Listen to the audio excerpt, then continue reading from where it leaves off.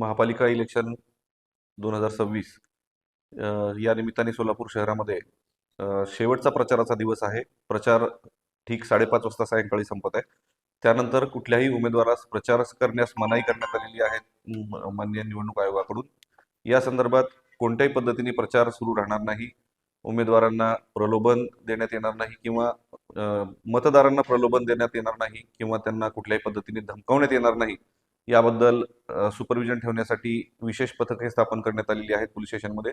त्याचबरोबर रात्री 10 नंतर विनाकारण फिरणाऱ्या सर्वच नागरिकांवर कडक कारवाईचे निर्देश देण्यात आलेले आहेत.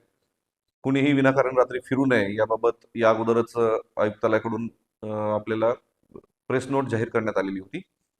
त्याचबरोबर या कालावधीमध्ये आता मतदान संपेपर्यंत सोलापूर महापालिका हद्दीत न राहणाऱ्या व्यक्ती मिळून आल्यास त्यांच्यावर कडक कारवाई करण्यात येईल.